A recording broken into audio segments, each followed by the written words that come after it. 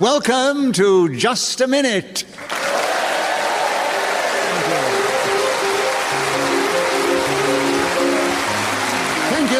Thank you.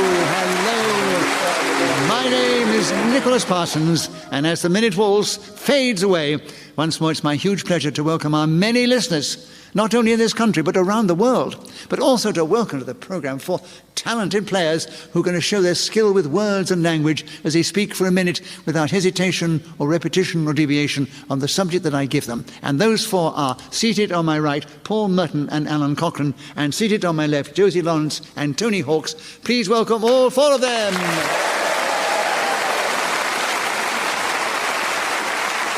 Beside me sits Hayley Sterling, who's going to help me with the score. She will blow a whistle when the 60 seconds have elapsed. And this particular edition, always coming from the Marlow Theatre in that beautiful cathedral city of Canterbury. And very aptly, we're going to begin with the Canterbury Tales. And Josie, will you take that subject? 60 seconds if you want it, starting now. I had a wonderful English teacher, Betty Ann Robinson. Her nickname was Bar, and she introduced me to the wonderful Canterbury Tales by... Whose challenge? Alun, wasn't it? I think that was a wonderful English teacher and wonderful Canterbury Tales. Oh, it's true. Yes. I think it was a repetition. And both are. Yes.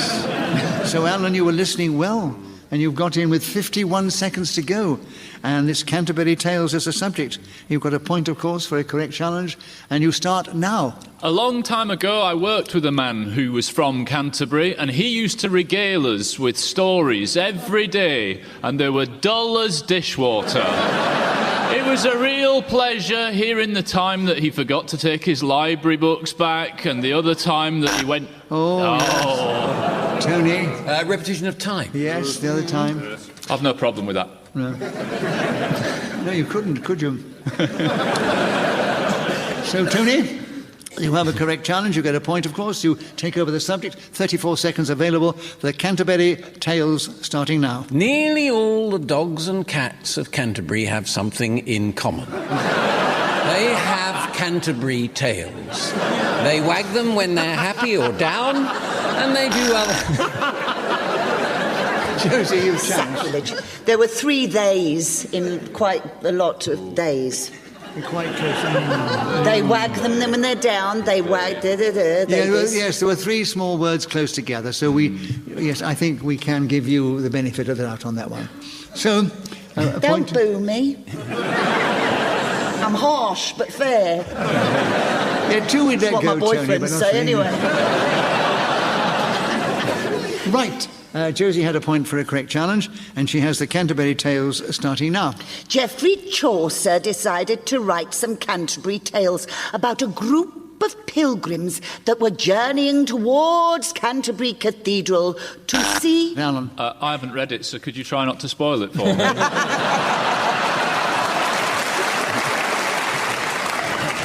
You're a bit late, actually. As many years ago it was written. But I think we did enjoy that so much, Alun. We'll give you a bonus point. So, Josie, you were interrupted. You get a point for that.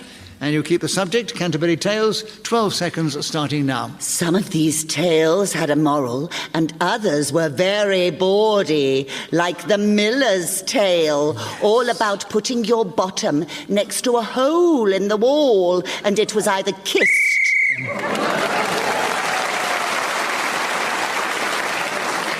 Josie Lawrence was then speaking as a whistle went, again that extra point.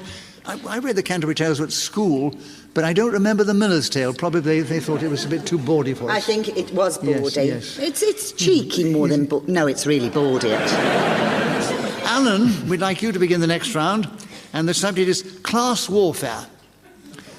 A bit controversial, but speak on the subject if you can. 60 seconds, starting now. Class warfare is a big problem in British society, and I personally find it really fun. I enjoyed speaking to posh people who've had a very privileged upbringing where they were given expensive educations, and then I will bring up my home life. When I was a child, we enjoyed cuddles, which the upper classes seem to have very often struggled with.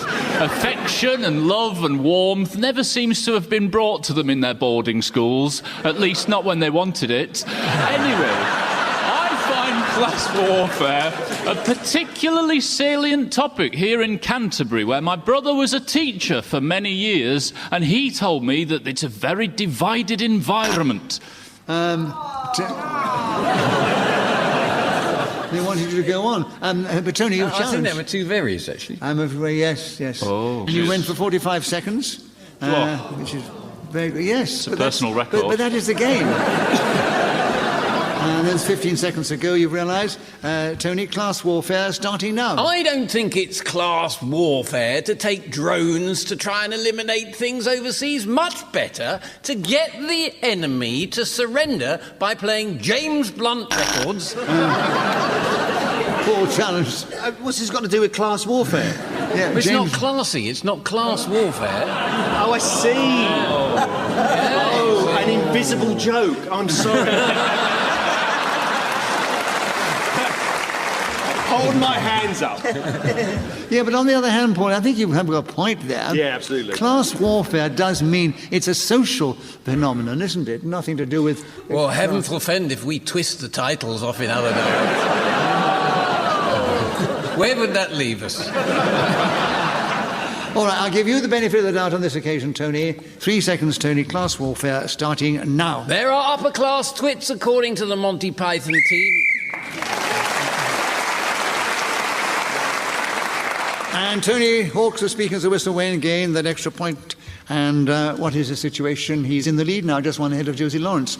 And actually, Tony, it's your turn to begin. The subject now is tongue-in-cheek. Can you tell us something about that expression in this game, starting now? I believe that in the 18th century that tongue-in-cheek meant you held people in contempt.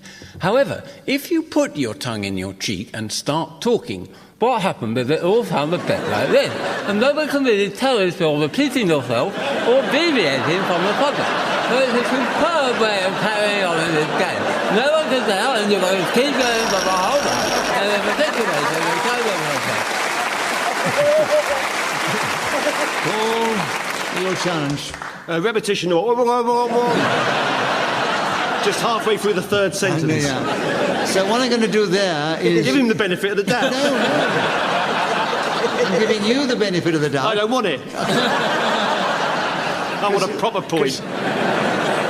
A bonus point to Tony, a point for Paul because it's a correct challenge, and there are 38 seconds available. Tongue-in-cheek, Paul, starting now. Perhaps the most famous example of tongue-in-cheek in early literature is the Miller's Tale. I don't know if you're familiar with this story, but the general family motto would be never kiss anybody in the dark. Tongue-in-cheek is also known amongst Hertfordshire butchers as being a particularly fine cut of meat. If you are having the Prime Minister round for dinner or other important people, you might want to impress them with a range of your culinary efforts. If you present this magnificent tongue-in-cheek with perhaps some aspic around the side, people will say, I have not eaten so... What was that? Tony challenge. Well, actually, I don't think he did. Did he say people twice? I don't think he did. Am I being challenged on things I haven't said? Well, I lost confidence in my challenge. You lost confidence, I nearly lost consciousness. It was so tough. You've only got 4 seconds to go. 4 seconds left? Yes. All right. All right, starting now. It was the great chef Roberto of Milan who first invented a dish called spaghetti. That's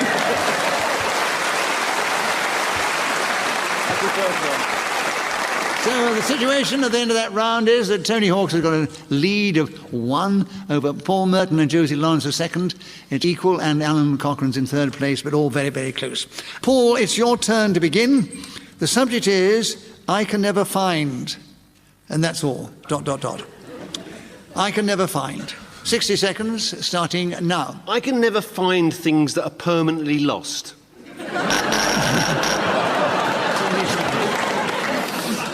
Well, it was almost an invisible joke. Not quite, though. Not quite. That was everything I wanted to say on the subject. All right, that's what you want to say. Right, so then, we accepted. Yeah. It was a hesitation, Yeah. a point to Tony on that. 56 seconds, Tony.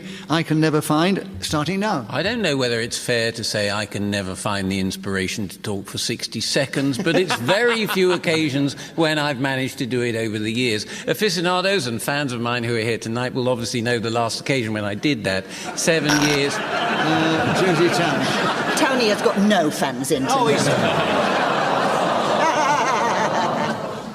Has he got any aficionados in? Long way from Spain. And what about the fans? Some of them are the same as the aficionados.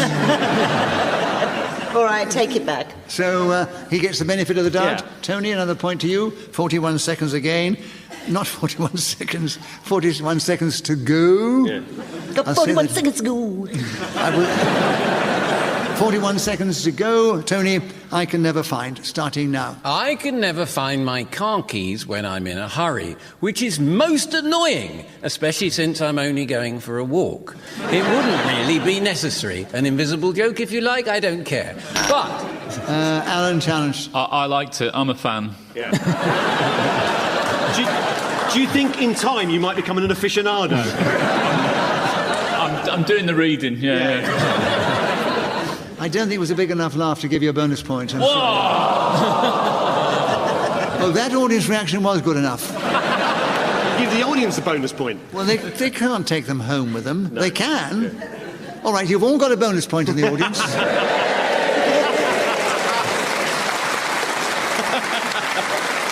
And Alan, you've got one too. Oh, good. Seems a shame that myself, Josie and Tony are missing out.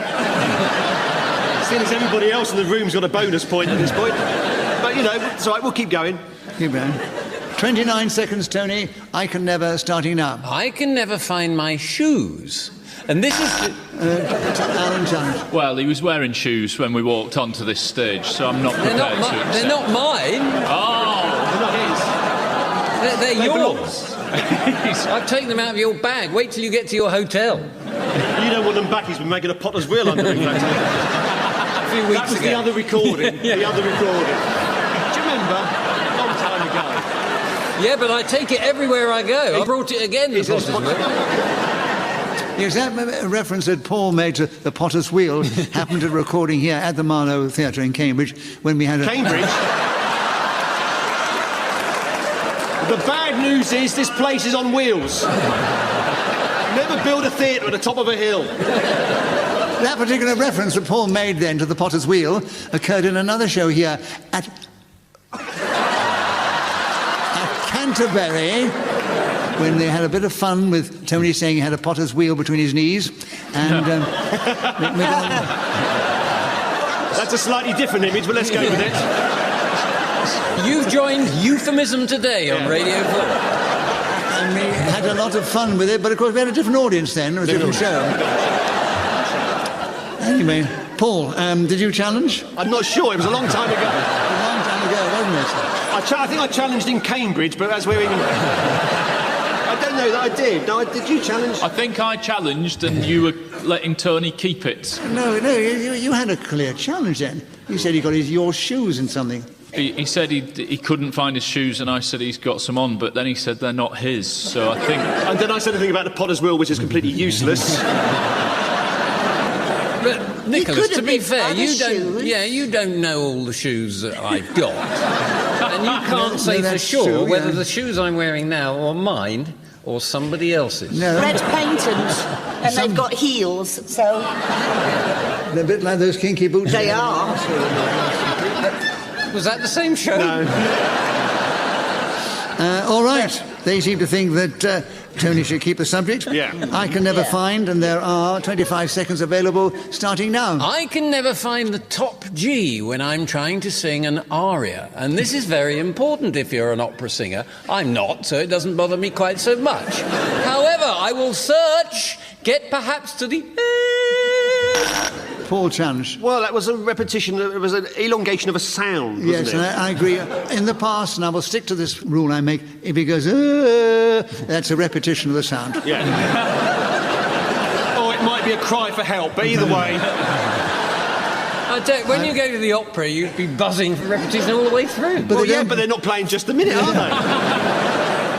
So, Paul, correct challenge. 11 seconds on I can never find, starting now. I can never find a modern opera to suit my taste. Mozart wrote plenty of them, Haydn as well, Beethoven, I believe, wrote one, and they were exceptionally well liked at the time. But if you look to 21st century music...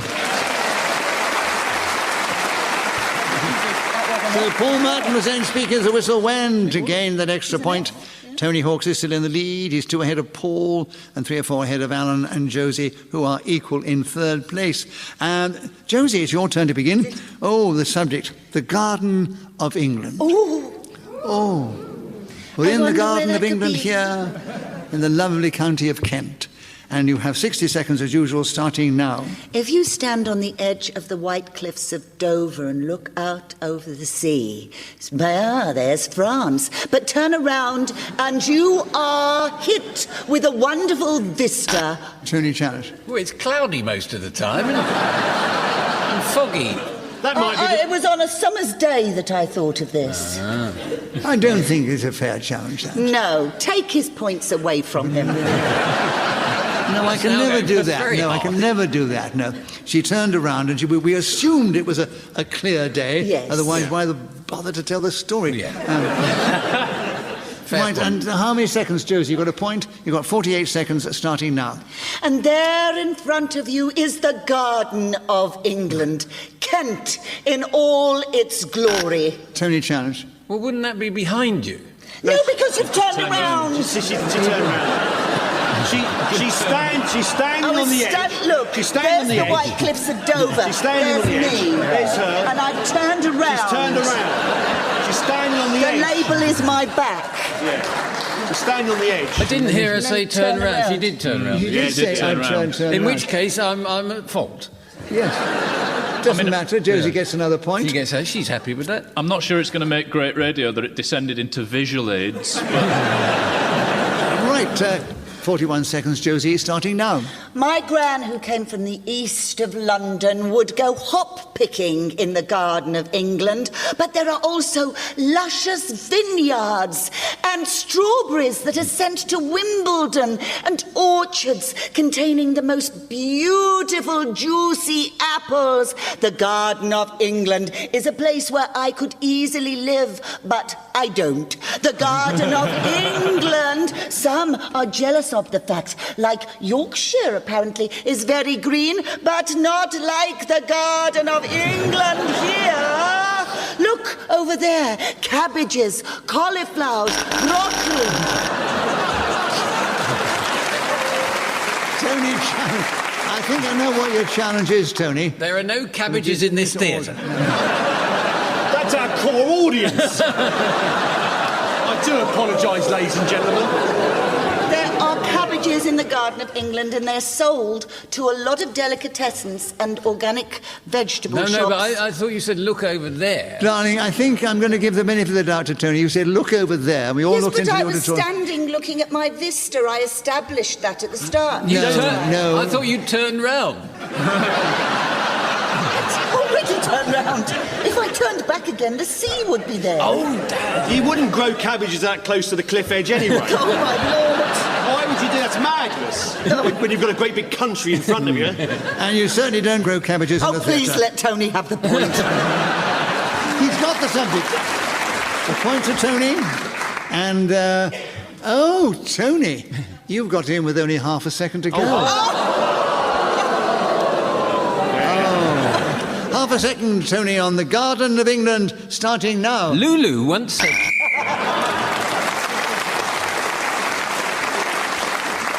So at the end of that round, Tony Hawks is doing well. He's out in the lead there.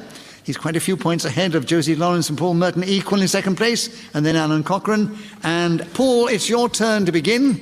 The subject is tilting at windmills. 60 seconds if you want it, starting now. Well, it's a phrase I believe that was first used by Cervantes in his stories of Don Quixote. I believe tilting at windmills suggests that you are attacking imaginary foes, an enemy that doesn't really exist, perhaps, other than in your fevered imagination. In the book that I mentioned earlier, our hero comes towards the windmill and he sees it as some kind of monster that needs to be tamed.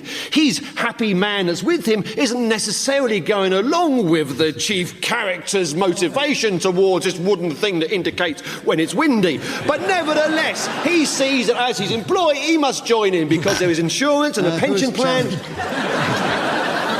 Tony, you have a challenge. I'm going to pick you up on the role and purpose of windmills. Yes. They're not there to indicate when it's windy. Really? But you tell us what they're there for, then. Well, it's grinding corn, isn't it? Yeah, they're there to, you use Yeah, them that's to right. grind. Yeah, it's all right, as long as you know.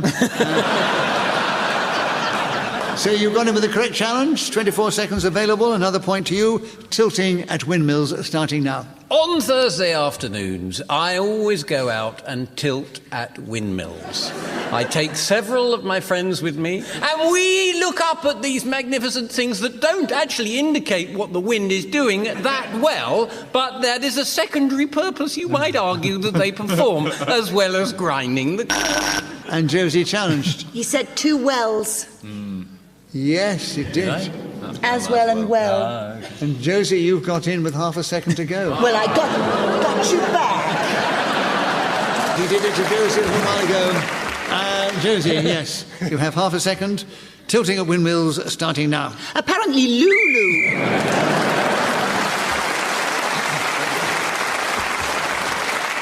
Right, so at the end of that round, Tony's still ahead of Josie Lawrence by 3 points. And then Paul Merton and Alun Cochrane in that sequence. And Josie, we'd like you to begin the next round. And the subject is poisonous gases. Poisonous gases, starting now. Well, I really don't know much about poisonous gases, whether... You know less than you think. Tony challenged you, why? I thought, is she drinking? I don't know. Poisonous glasses instead of poisonous gases. Yes, she didn't get the subject right. All right, Tony, benefit of the doubt. 54 seconds available. Poisonous gases are starting now. Always felt canaries get a really rough deal when they're down in the mine. They send them ahead, don't they, to see if there are any poisonous gases there. If they are, they die. Do they like that gig, I wonder to myself sometimes, as I ponder at home about these kind of deep things. It's the kind of thing one does. And Alun challenged. I think there was 2 kind ofs and kind ofs. Yes, it was thing and things, but thing and plural, but kind of. Right. Yeah. Well done, well listened, Alun. Repetition. Poisonous gases is with you. 34 seconds starting now. Whenever I get my shoes back from Tony Hawk's, the first thing I do is put in an odour eater or a trainer tamer or some kind of insole that is perfumed, because it's always full of poisonous gases. Goodness knows what the man's feet problems are, but they... each time. Paul challenged. Well, there was hesitation, It was sadly. a hesitation. So, Paul, you've got the subject of poisonous gases. A point to you, of course. 22 seconds available. 22 seconds. Starting now. As I journeyed down to the centre of the earth, I realised that the rest of the team were dead. It was up to me to plant the flag that showed that Britain had indeed made its way to the very centre of the planet where, oh no. Alun, you challenged. There was a repetition of centre. Yeah, absolutely. Yes, that's right. Absolutely. So it's poisonous gases. Back to you, Alun, and 10 seconds available. I took the curse off it for you. There's only 10 seconds left. Thanks very much. Right, 10 seconds starting now. The oxygen of publicity is often something that can become a poisonous gas to certain media figures over the time they are in the news.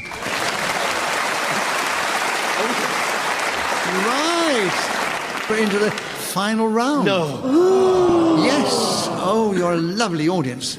Let me give the situation as we move into the final round. Yeah. Well, Alun Cochrane is trailing a little, and then Paul's just ahead of him, and then Josie in that order. And out in the lead, 4 points ahead of Josie, is Tony Hawks. And Alun,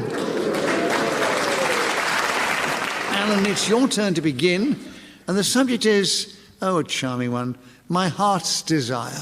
Aww. Mine's in the audience at the moment. Oh, Nicholas. There's a pint of Guinness on the back row. My heart's desire, Alun, starting now. My heart's desire, if I could just be serious for a moment, ladies and gentlemen, my heart's desire is actually a healthy balance of omega-3 and 6, because actually the way we eat is increasingly our number 6 of that number. Josie, you challenged. Hesitation. Yes, we call it hesitation. I was going to really get into the nitty-gritty of it, but got interrupted. Would have been quite interesting, I imagine. Yeah. But informative as well for people who might want to change their style of Yes. life. Well, who knows? Maybe I'll get it back, Yeah, guys. might get it back, yeah. Could save a few lives. Yeah, you know. I think that's probably important than any actual round that we play. You know. Time will tell. Yeah, we'll see, you know. But quite heavy going for a comedy show. Has that been confirmed? Is that what we are? Think of all the fun we have. Oh, yes. Right, where were we then? We were in Cambridge, I think, last time. Josie, there are 46... My heart's desire. Yes, 46 seconds available, starting now. My heart's desire is obviously for it to keep on beating as long as possible till I'm old and grey and wonderful and silly and eccentric. My heart's desire is also to grow up, in fact, to be some... Oh, I couldn't say what I wanted to because it was... Repetitious. It was repetitious. So, Paul, you challenge? Hesitating to repeat. Absolutely. Yes. So, Paul, you have the subject. My heart... I've got 22 seconds left. Why do you say that? Well, I always have got 22 seconds. On this occasion, you've got 30 seconds. Oh. That's good. It's my heart's desire, starting now. When I was 7 years old, my heart's desire was to become a clown in a circus. I went to see Bertram Mills at Olympia, and what a magnificent show they put on. And when the Pierrots ran out with their white faces and their big hats, and they're tumbling around and throwing buckets of whitewash at each other, and cars that exploded, and suddenly sausages used as lassos, I was in seventh heaven. I said, this is what I want to do with my life. Unfortunately, it never really happened, so I ended up working for the civil service till I was about 30, and then I left and started doing Just a Minute after that, and the whistle should go.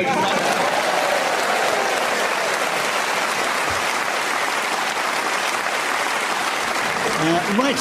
So, what is the situation? Well, Alan Cochrane, who hasn't played quite as often as the others, came a few points behind Paul Merton, who was only 1 point behind Josie Lawrence, but out in the lead, 4 points ahead of Josie was Tony Hawks. So we say, Tony, you are our winner this week.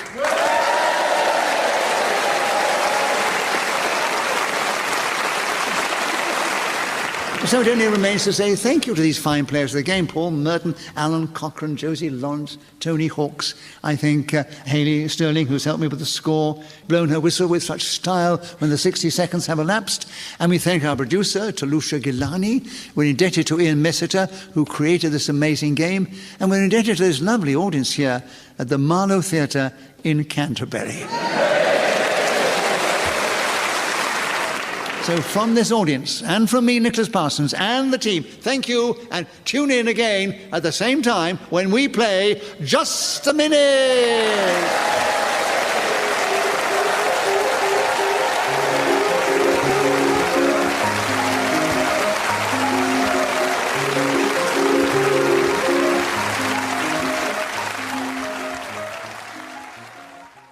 Welcome to Just a Minute!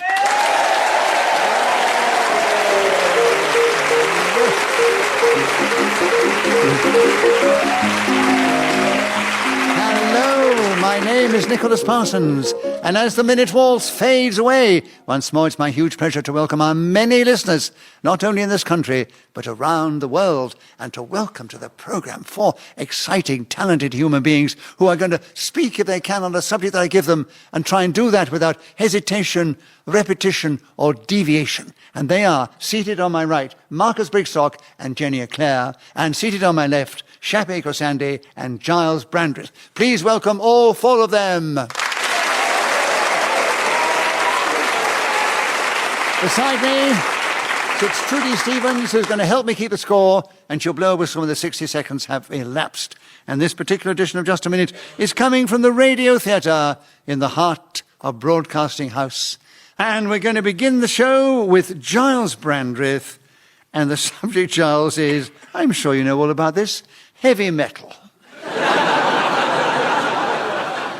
Heavy metal, Gyles. 60 seconds if you want it, starting now. This is a rich subject, and as chance would have it, I'm something of an authority, because we had an old family retainer called Fred, who had once been a metal worker, and he could assess the difference in avoir du poids between platinum, bronze, brass, any of the heavier metals, even gold and silver. He pointed out, of course, that a ton of one heavy metal is equal in weight to the same amount of another, which is extraordinary. He would polish the old family suits of armor, made of wonderful embossed steel. I loved to put on the heavy metal when I was a child, and it was when visiting us that Judas Priest realized that I should be his role model.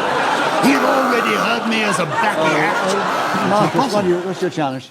Deviation. You referred to Judas Priest in the singular, where in fact Judas Priest are a band, a collective, so it couldn't have been in the singular. Judas Priest collectively would have had I'm sorry. If you are deviation. like me, are you a religious man? Do you understand about the Holy Trinity, I wrote three a in book, one? funnily Judas enough. Priest are all together I for wrote me. a book, funnily enough, called God Collar, available on Amazon. And it's not singular, it is in the plural. I think you're pretending to know more about heavy metal than you actually do, Gyles. I don't know why I Can should I tell think you, that. I am heavy metal. I am the personification. Black Sabbath, they see me, they give up. You see, you've got that right. You said they for Black Sabbath, but you referred to Judas I'm Priest quite as quick one at picking bloke. it up as I go along, Jenny. Occasionally I have to give a benefit of the doubt, and I'm going to give it to Marcus Brigstocke on this occasion. And if I can redress the balance sometime, Gyles, to you I will, and say, Marcus, there are still 14 seconds available. Will you tell us something about heavy metal starting now? The first time Nicholas and I went to see Metallica, I was astonished by his ability to headbang. I honestly thought it was going to fly off. We both had neckache the following day, but they rocked hard, and we had an incredible time. Nicholas crowd surfed.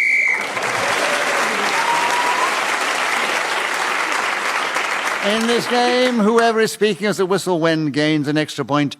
It was Marcus Brigstocke, which you only just made it because you repeated Nicholas. Yes. Mind you, some would say you can't repeat Nicholas too often, but, well, it's only me, I suppose, would say that. Shappi, we'd love you to take the next round. The subject is rearranging the furniture. Tell us something about that subject in this game, starting now. Rearranging the furniture is the only thing that I'd be interested in doing if ever I was to become a burglar. I would break into people's homes and take the sofa upstairs to the bedroom, and they'd come home and go, "Oh, what's going on here? The bed's in the kitchen. Have we been burgled?" Yes, but all the... Jenny, challenge. No, I'm going to take it back. I'm going to retract it because she said burglar and then burgled. Burgled, yes. Right, yes, and Yes, she did I indeed. apologise Yes. for that, No, don't Shappi. apologise. It's all darling. right. And Shappi is delighted because she's got a point from that incorrect challenge. And you carry on, Shappi, with 41 seconds if you want them, rearranging the furniture, starting now. Rearranging the furniture is often what people do every spring when they can't be bothered to clean the skirting boards. When I say that other folk, they're there... Gyles, challenge? Hesitation. I don't think so. Oh, I feel I was being measured. of course. A little bit Yes. of... a little Rearranging the mouth, perhaps, as well as the furniture. Yeah, I think she was rearranging her mouth around a certain word, but I think I must give her the benefit of the doubt and say you didn't really hesitate, and you have 33 seconds to continue on rearranging the furniture, starting now. Rearranging the furniture is something I find quite difficult to say when I'm half cut, when I've consumed alcohol. It's a difficult, you see? Can I stress I haven't been drinking? We noticed how you nipped out a moment Yes, ago. yes. Anyway, Gyles, yes, it was a correct challenge. And you have 24 seconds on rearranging the furniture, starting now. Rearranging the furniture. Naturally, I don't do this myself. I have staff. A wonderful Spanish housekeeper called Mercedes, and the butler, Bentley, he helps out too. We used to have a Russian man called Trabant, useless. Anyway, the point of the story is this. When we are rearranging the furniture, I stand in command, like a field Marcus marshal, challenge. waiting at me. So, Marcus, your challenge. Yeah, the challenge is deviation. Gyles, you made it clear that it wasn't something you did. Can you, I if say you my said we. staff are my friends? Absolutely, we're doing it as a team. They actually You do the can heavy say it, they lifting. don't say the same. I'm thinking it through. I'm the field marshal in command of my men. Giles, I'm going to give you the benefit of the doubt. I'm 'Cause glad if you you're are. rearranging the furniture, you would naturally be organising and dictating the terms to them. I couldn't see you doing anything else anyway. And so, if I can redress the balance Yes. later on, I got you a marvellous, bonus. Yeah, rearrange the points. Not rearrange. Giles, there are 6 seconds still available. Rearranging the furniture, starting now. When we take the chaise longue and put it next to the poof, we wonder to ourselves...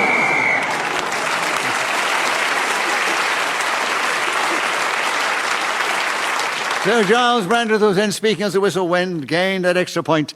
And Marcus, we're with you to begin. Oh, the subject now is very much used present-day phrase, going viral. Will you tell us about going viral? 60 seconds, if you want it, starting now. Telling someone you're going viral is another way of explaining you've just booked a flight with Ryanair. But for the most part, what it actually means is that you've created something online that everybody's talking about and sharing with their friends.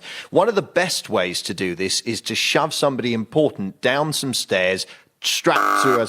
Oh, skateboard. Gyles, you've challenged. Hesitation? Yes, I admit it. So a correct challenge, Gyles. Another point to you. 41 seconds, going viral, starting now. This takes me back to my childhood and a wonderful cough medicine that was sweet and sickly called Viral. And I remember when our lovely family nanny, Mrs. Goat, she had a little beard, would rub my chest with camphorated oil and then give me a spoon saying, "We're going viral tonight. You will have lovely dreams." This tincture made you feel healthy and lively, as though you too could be Peter Pan with this wonderful nursemaid at your side. Going viral, of course, has become a contemporary phrase as well, spelt in a slightly different way. And I'm familiar with that because I am now on Twitter, and both my followers often send out messages saying, "Oh yes, aren't you an interesting person?" So Gyles, Brandreth, who was then speaking as the whistle went, gained that extra point, and he's now taken the lead ahead of the other three. Jenny Eclair, we're with you to begin, and the subject is The Lady with the Lamp. Tell us something about that historic lady, starting now. The lady with the lamp was, of course, Florence Nightingale, who helped out in the Crimea. Now, we all think of her as a wonderful nurse, but actually, she was a filthy old girl. And it was only when she got back from the war that she realised that actually she'd been to blame. Marcus, challenge you, Marcus. Yes, I know what I've done. Do you really need to buzz? Yeah. Well, that's the game, Jenny. Oh, yes, I'm sorry. Yes, So repetition. Marcus, repetition of actually. Actually, yes. So, Marcus, you've gone in with 42 seconds to go. The Lady with the Lamp, starting now. Very few people are aware of the story of the night when Florence Nightingale rubbed the lamp and a genie came out of it, granting her 3 wishes. And she said, "I'd like a new hat, a pair of shoes and an orange," missing the idea that she should really have brought the war to an end. Still, she'd had a long shift and it wasn't her day. We all have moments like that, don't we? But she seems to have been a nice sort of person. I'd like to have rubbed a tincture on... Jenny, you've challenged. Rubbed. Yes, you rubbed the lamp. And yes. rubbed Oh, the yes, lamp. of course. I rubbed too often. I remember. No, I'll leave So, that Jenny, well you alone. were listening well. You've got in first. 15 seconds still available. The Lady with the Lamp, starting now. Of course, it's not just Florence Nightingale who carried a lamp. There's a woman... Gyles, challenge. Interestingly enough, repetition of Florence Nightingale, because Yes. what's on the card is Lady with the Lamp. The It's Lady a with the Lamp. novice's mistake. A novice's mistake. Yes, you By yes. that you mean me. I know exactly what you mean. I know exactly what you mean. So, well, listen, Gyles. 10 seconds are still available. The Lady with the Lamp, starting now. My nanny, Mrs. Goat, had a gammy leg. She was the... Nanny, Mrs. and Goat. No, that was the last round. Was it really? Yes, time flies. Doesn't it? Wow. That was it went viral. Ah. Oh, okay. That's an interesting rule to have. Obviously, no disrespect, but within my personal rules of a game, I'd maintain the same rules throughout. But then you wouldn't have and or of or because. No, you're right. Very good rules. Well done. We love having on This this. game will last, actually. I wouldn't be at all surprised if this didn't get recommissioned. So concentrate on this round. It's much easier. I'm 8 here. seconds still to play, Gyles. The Lady with the Lamp, starting now. Anna Neagle appeared in the film in 1951 with, in fact, a gammy leg, so she was the Lady with the Lamp and the Lady with the Limp, which was an amusing combination. So once again, Gyles, as speaking as the whistle went, has increased his lead over the other 3, and it happens to be his turn to begin. And the subject is my smoothie maker. What? My smoothie. Do you have smoothies? We're about to discover, aren't we? What is a smoothie? Milord, what is a smoothie? Okay, we'll give it a go. You Having are known a you- smoothie. Oh, Hey, hey, hey, hey, hey. Well, maybe one of your Twitter followers could...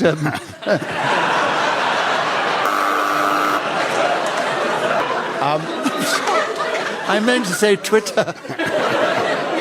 Anyway, Gyles, my smoothie maker is the subject, and there are 60 seconds of course, and starting now. My smoothie maker is a very attractive young man called Alphonse. He has been with me for some years now, first of all as my valet, and now as my smoothie maker. Jenny challenged. I'm only getting picky because he's doing so well, but 2 nows.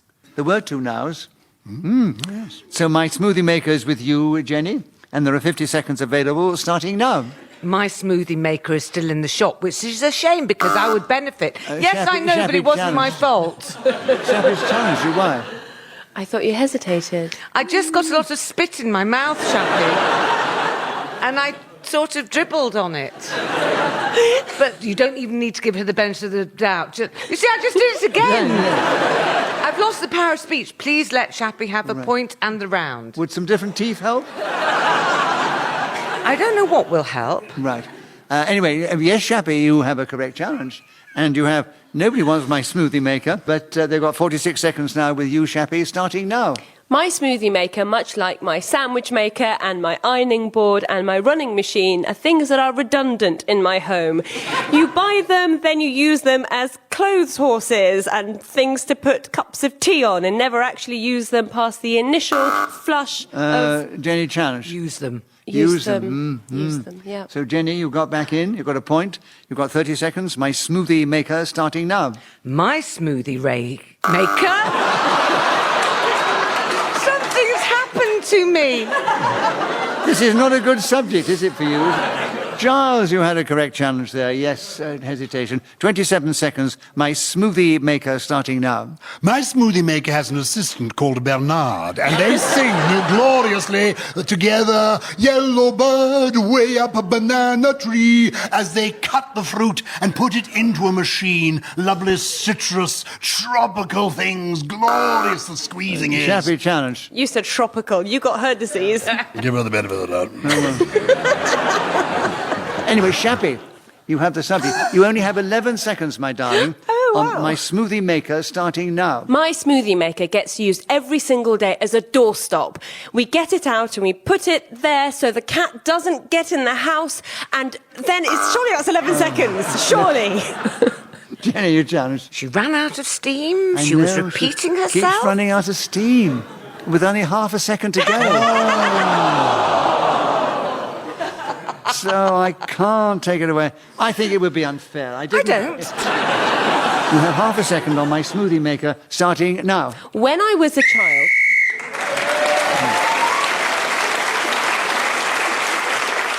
So Shappi Khorsandi was speaking, then there was a whistle. Wend has leapt forward.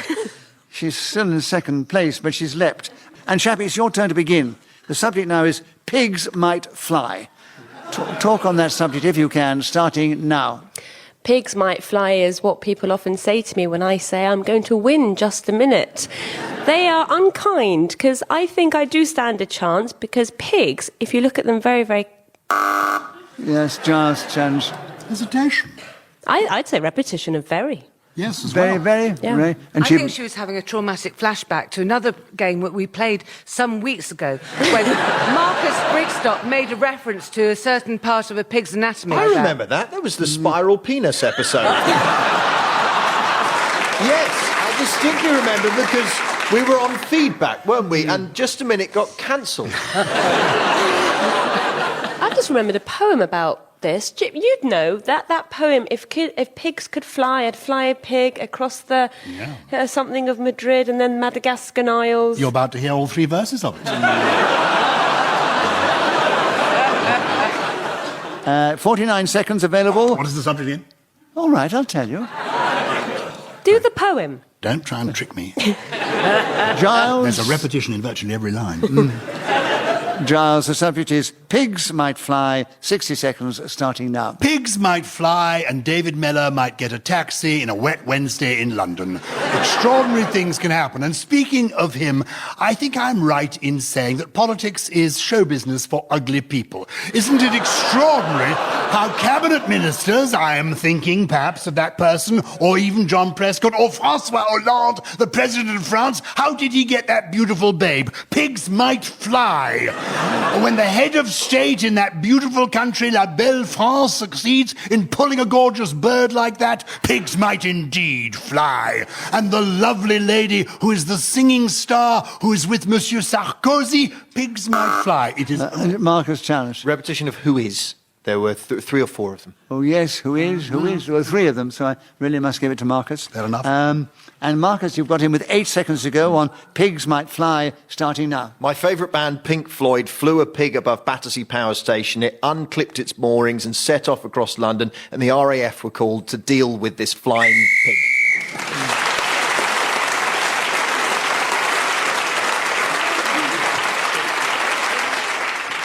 And Marcus, it's your turn to begin.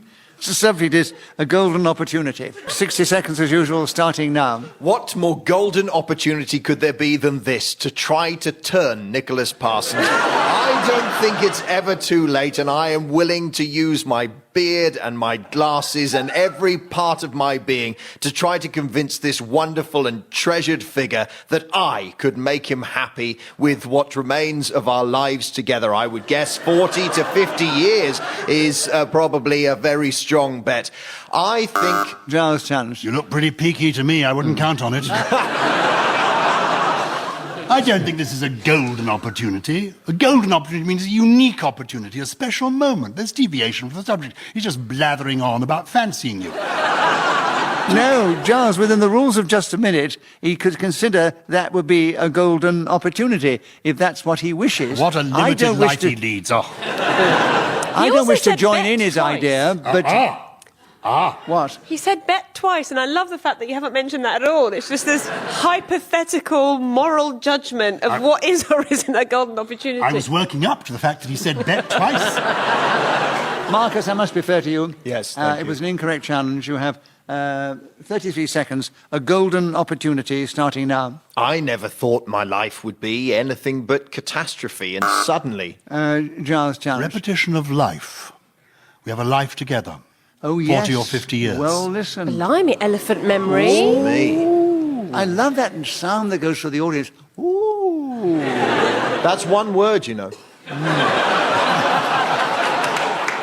28 seconds, Gyles, on the golden opportunity starting now. I think this is truly a golden opportunity to say farewell to one of the most beautiful women in broadcasting today. Her name is Trudy. She is silent normally, except when she blows upon her whistle, which she will be doing for the last time at the end of this program, because she is moving on to a new career. But what a golden girl she has been, and I relish this golden opportunity to salute her. What? Marcus, are you interrupting this tribute? Yes. I am interrupting this tribute precisely because it is deviating from tribute into something altogether sinister. I don't think, given that the subject is a golden opportunity, that we should be referring to the lovely Trudy as an opportunity. So, Trudy's enjoying this. I know. She deserves to enjoy it. So, Marcus, I must say it's an incorrect challenge. Okay. 7 seconds for you, Gyles, on the golden opportunity starting now. Another golden opportunity occurred to me when I appeared on a television program with Bob Monkhouse, and I was obliged to fire an arrow into a golden...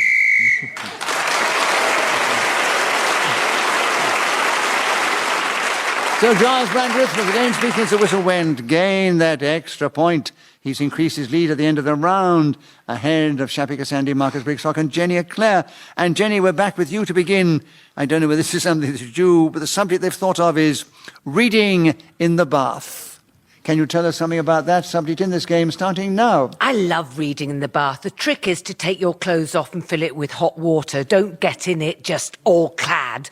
And choose a decent book. Recently, I've been working my way through David Nicholls' Us. That's a nice bath time read. Thing is, I'm quite clumsy, and the bath water gets into the book and swells it up. The novel now. Gyles challenge. Repetition of book. Yes, it is not reading in the bath. Book isn't there. Oh, in my head it was. I thought you would have said your book to take into the bath would be Welcome to Just a Minute, written by Nicholas Parsons. No, I don't want to read that one. But Jenny... I've read it!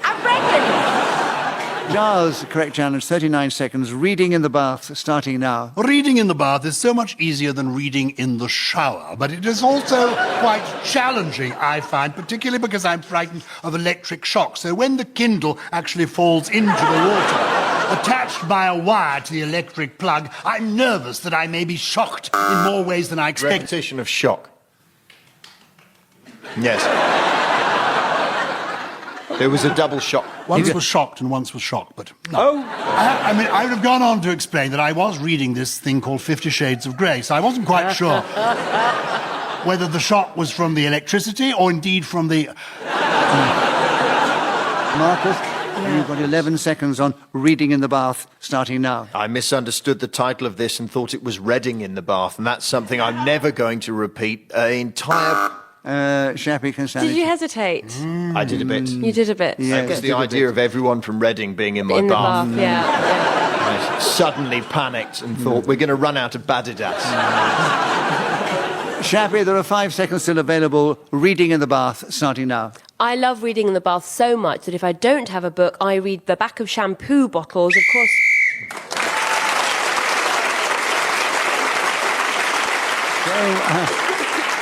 We're moving into the final round. I'll give you the situation as we do that. Jenny Eclair, who often does much better, she's trailing a little in 4th place, but it's a very strong 4th place. She's only just behind Marcus Brigstocke and only just behind Shappi Khorsandi. Gyles is just out in the lead, and we finish with a really challenging subject. And it's Gyles to begin, so I'm sure he'll tell us something about it. Lycanthropy. 60 seconds are available. Starting Jenny's challenge. I think it started to happen to him. Giles, 60 seconds as usual. Tell us something about lycanthropy. Lycanthropy, Nicholas, is shape-shifting into a werewolf. And I'm an authority on this subject because it's been a problem in my family for many... Marcus' challenge. Yes, it was a hesitation. Well, it was a muddled speech, which we call hesitation. Yeah, no, you're right. Yes. It was just the shame of admitting this in public. 51 seconds are still available, Marcus. Lycanthropy starting now. Lycanthropy, I love it. If I knew what it was, I would talk about it at length. I'm guessing from the first part of the word it has something to do with wolves, because Gyles also hinted at that. I am a very hirsute man, from top to bottom and the back. Every time I have a haircut, they have to ask me, where should we stop cutting? That's embarrassing for me. I don't mind particularly having a sort of lupine way of moving about in the world on account of the beast. Hesitation, Giles. Hesitation. Yes. Actually, a deviation as well, because as you were telling me earlier, Shappi, he waxes. Yeah. In fairness to myself, it is hard for me to concentrate because it's actually a full moon. Giles, we're back with you to be... Oh, what? Back with you. That's good. 22 seconds still available. Lycanthropy starting now. Oh, my God. It's one word! I assure you, I would have extended beyond that. It is the cry of the werewolf. You've been challenged. It can't possibly be challenged on the cry of the werewolf. Okay. You were challenged by me because that wasn't the cry of a werewolf. It was. I No, am no, one. no, no, no, no, no, no, you're not. I shall prove it to you later. Anyway, So Shappi, wrong. Yeah. the point is, the sound went, oh, which was elongated, which means we call that a repetition. Repetition. And so we bring you in with 19 seconds to go on lycanthropy, starting now. Few people know how well werewolves get on with vampires. They're kind of like cousins. They tolerate one another. They get together only when they need a kidney, often, if they're not that close. But it's surprising how in the world of mythology, these creatures... Oh, Marcus, yes? Yes, bit of a hesitation. A bit, yes, Yeah. definitely. But you've got in with 2 seconds to go. Oh! I gave up too Lycanthropy, quick. Marcus, 2 seconds starting now. Walking on Dartmoor at night is fun, but...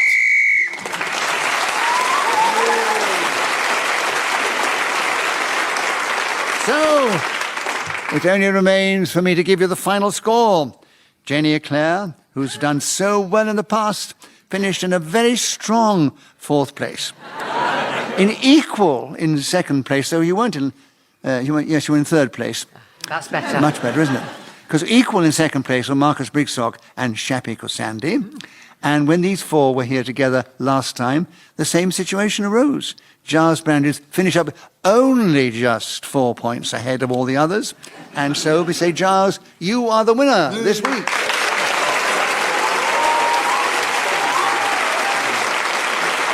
So, it only remains for me to say thank you to Marcus Brigstocke, Jenny Eclair, Shappi Khorsandi, and Gyles Brandreth. I thank Trudy Stevens, who sat beside me and blown her whistle with such aplomb. And we thank Talusha Galani, who is our producer. We're indebted to Ian Messiter, who created this amazing game. And we thank our listeners for tuning in. And we hope those listeners and others will tune in again at the same time next week when we get together and we play Just a Minute. Yes.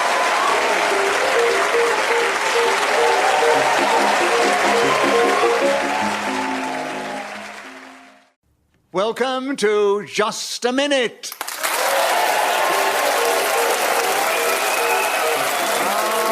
Thank you. Hello, my name is Nicholas Parsons, and as the minute waltz fades away, once more it's my huge pleasure to welcome our many listeners, not only in this country but around the world, but also to welcome to the program four exciting and dynamic personalities who are going to speak on a subject that I give them, and they will try and do that without hesitation, repetition, or deviation. And those four are, seated on my right, Paul Merton and Sheila Hancock, and seated on my left, Graham Norton and Robin Ince. Please welcome all four of them. Beside me sits Trudy Stevens, who's going to help me with a score, and she will blow the whistle when the 60 seconds have elapsed. And we're going to begin the show this week with Graham Norton. Graham, a writing desk. Can you talk on it for 60 seconds or less? Starting now. If someone broke into my house, I really hope that isn't happening right now. I'd be so annoyed. My point is that a desk does exist in the place where I live. And a casual observer might think I did something like writing at it. There's a computer. But in fact, all I do is sit and play solitaire, really, on it, and that's about it. I think writing desks have outlived their functionality. That's not a word I say often. I'm thrilled that I managed to find it in my dull old brain right now, because it's got loads of syllables and took up some time. So, a writing desk is a thing that... You were quite right.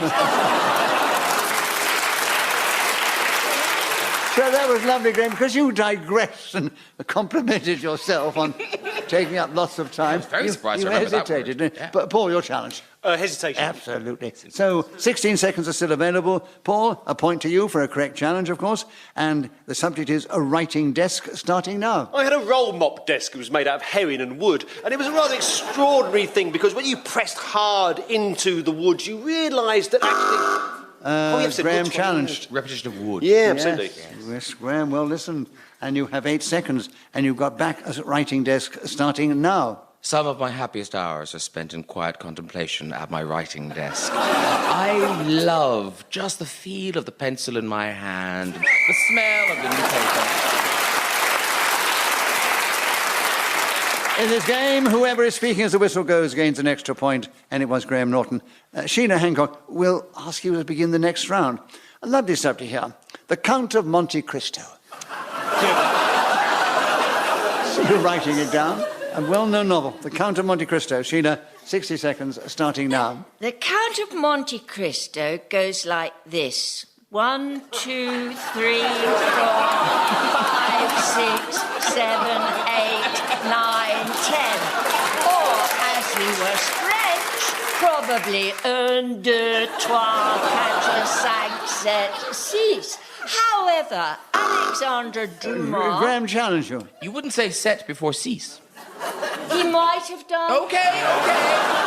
You'll see later in the story. Yeah, later. All right. So, Sheila, an incorrect challenge, a point to you. 33 seconds. The Count of Monte Cristo starting now. In the novel, he doesn't pick up the author, this extraordinary gift that Monte had for enumeration. Robin challenged. I didn't understand what that last sentence meant. The author, Alexandre Dumas, Yeah. didn't pick up on the fact that Monte liked counting. I've got to be honest, I haven't read the book, so I don't know how much counting there is in it. So this is a long shot. But what about when he was in prison? Isn't there some counting on the wall when he looks at, like, 1 year, 2 year, That's right, maybe? that's right, he did. Yes. He did, yes. Absolutely. Oh, that Richard Well, Chamberlain what's version your really taught me a lot. So what's your challenge? A factual inaccuracy in fact that Count of Monte Cristo is filled with the joy of counting during some of the stages of the book. But there is Alexandre Dumas definitely has some counting, and the Count of Monte Cristo goes, oh, I'm here for another... I don't think Alexandre Dumas wrote this book. I think it was written by somebody called Baroness Orczy. Ask the woman over there, she knows. Surely I think it's a Dumas. Dumas. I think he did The Three Musketeers and he did... Yes, I know he wrote books. Yeah. I know something about the man from Del Monte. Does that help? Are you thinking of the man in the iron mask? No, I am. I can't stop it. But Sheila, the whole point is the word count in this section was the title he I know, had. but I'm doing a just a minute. I know you're thing doing with just a it. minute. I'm not doing a lecture. I know. but it's I'm becoming... twisting it because I've got nothing to say. And I'm making up rubbish. Paul does that all the time. Sheila, you've got the subject still. She won't hold it for long, though, I'll tell you that much. 29 seconds, the Count of Monte Cristo, starting now. What I remember of the fable is that there is this bloke who is wrongly put in a prison cell, and there's another chap who digs a hole to get outside, but actually ends up in the same area as our hero. And he eventually dies, and the Count of Monte Cristo, who at that stage is not a count, but is, however, counting to pass the time. That's my version, anyway. So all that lovely gobbledygook you gave, except it was entirely accurate about the novel. You said you didn't know anything about it. You got it all absolutely Was that right? Yes. I had a vague memory of it. You obviously saw the film. Anyway, Sheila, you got a point for speaking as the whistle went, and you're in a strong lead at the end of that round over all the others. And Robin, we'd like you to begin the next round. Ooh, I think it's slightly political, this one. Death and taxes. Will you speak on this? Oh. Somebody's experienced one of them. Will you speak on the subject starting now? Death and taxes are ideas that I don't necessarily agree with because I believe it was Benjamin Franklin who used that quote and talked about the only two certainties being death and taxes. Never trust a man who goes kite flying in a thunderstorm, whatever he may be trying to prove. That would have been a version of Through the Keyhole. I am referring, of course, to the metal object. Deviation, what's he talking about? Well, I think it was Benjamin Franklin, who said the thing about death and taxes. He went when he was going to do some.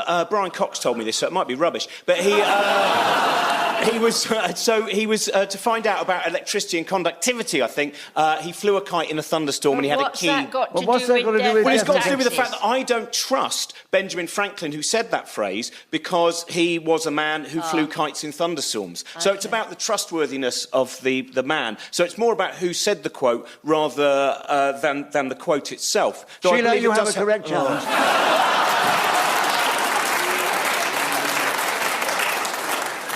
And you have 32 seconds on death and taxes starting now. Well, as death is looming for me at my age, I'm beginning to think... Oh, Graham, you challenge. No.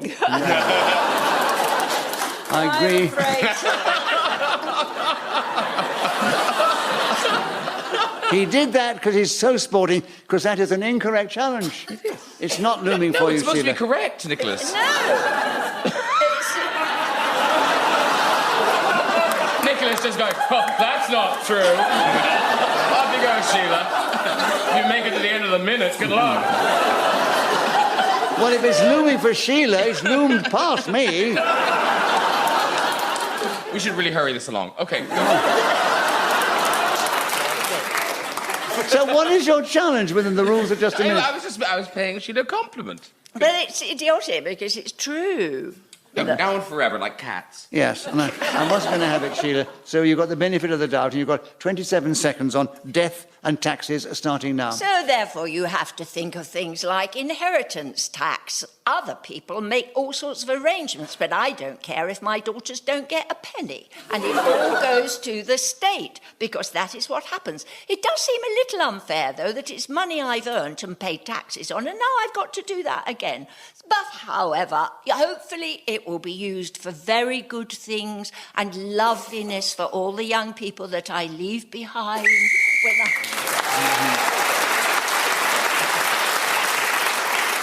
So Sheila Hancock was then speaking as the whistle went, yes, again. So she's increased her lead at the end of that round. So there, Graham. Paul, we'd like you to begin the next round. What to wear on the radio? Oh, God. I think that's a lovely subject. But tell us something about it, Paul, starting now. As you can see, I'm wearing a rather charming off-the-shoulder cocktail number here. It was designed by Hardy Amos in 1968 for Princess Margaret.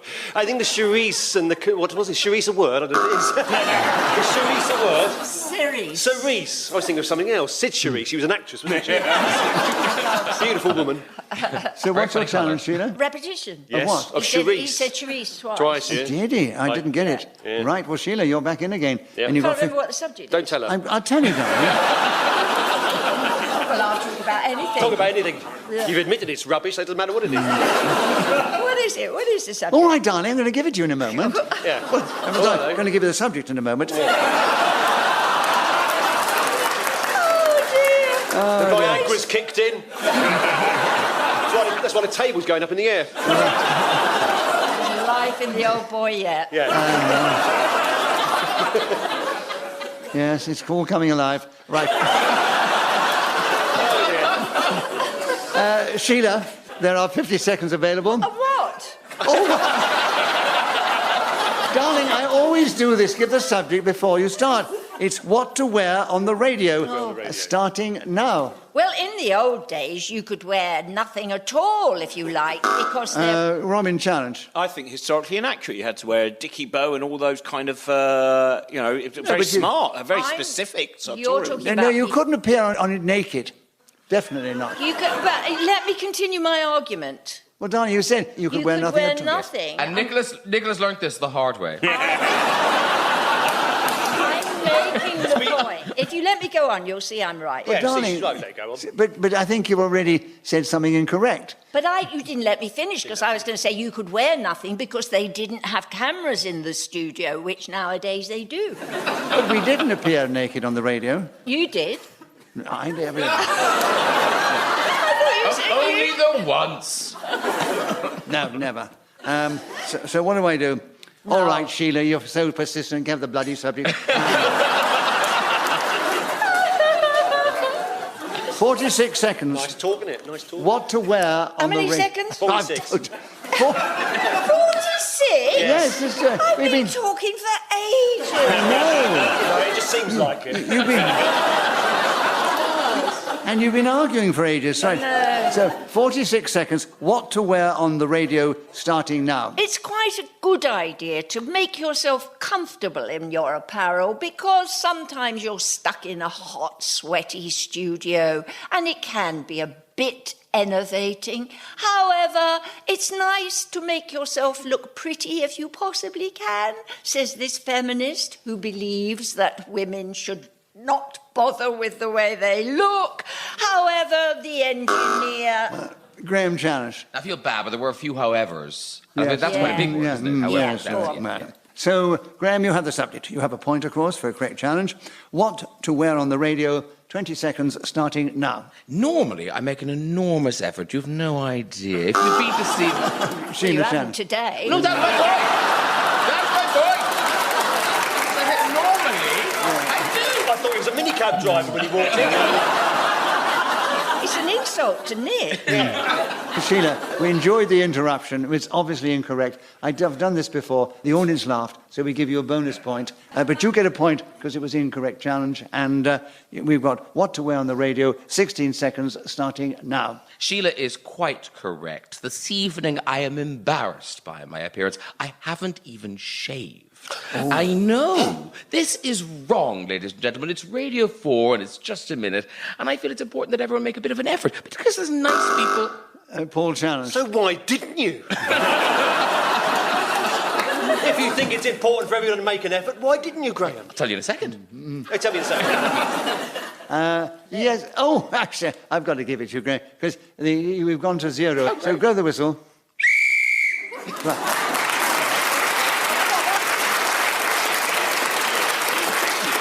So Graham was speaking then and gets an extra point, and I'll give you the sort of situation is, well, Sheila's in a strong lead, ahead of Graham Norton, who's catching up fast. Robin's yet to score, and Paul's got one. And Sheila, it's your turn to begin. It's the Sheila Hancock show, isn't it, really? But this is a lovely subject. Oh, I wish I could go on this show and talk about this one. My favourite tree. 60 seconds. There's nothing funny about that. There's trees are so lovely. And then... I know I'm a bit camp sometimes, but... Anyway, 60 seconds, Sheila.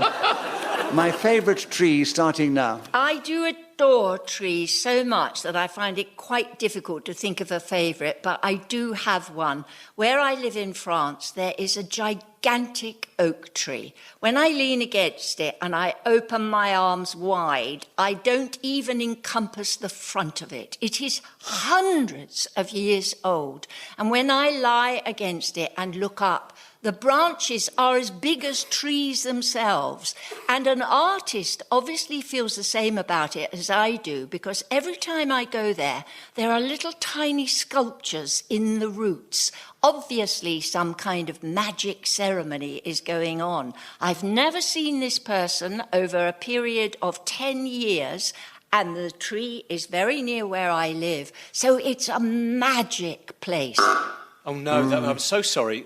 You said magic and magical. They're different words. Can I just say, what a lovely... TV panel shows are so barbaric. And this show's just filled with people going, I'm awfully sorry, that was a terrible mistake. Please give me the point. Lovely. Isn't the Radio 4 nice? So I do apologise. Different words. I've been a fool. Yes.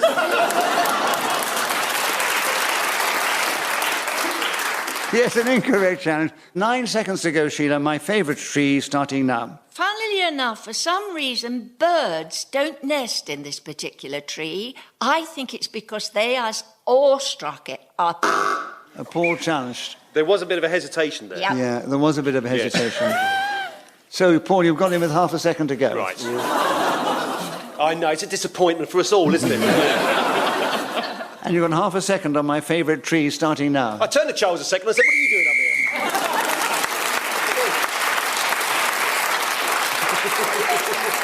So Sheila has got a commanding lead over all the others. Graham's in second place, a few points. Paul's just 2 points behind him. Robin's in the rear there. And Robin, it's your turn to begin. The subject is Aurora Borealis. Yeah. Glad I hang around with Brian Cox now. Yeah. He better not have been lying. Aurora Borealis, 60 seconds as usual, starting now. One of my favourite people to be involved with the Aurora Borealis is Joan Feynman, who is the sister of Richard, the Nobel Prize-winning physicist. They made a deal when they were young. He promised that he would never investigate the Aurora Borealis, only the whole of the rest of the universe. Then one day, he was at an observatory in Tokyo.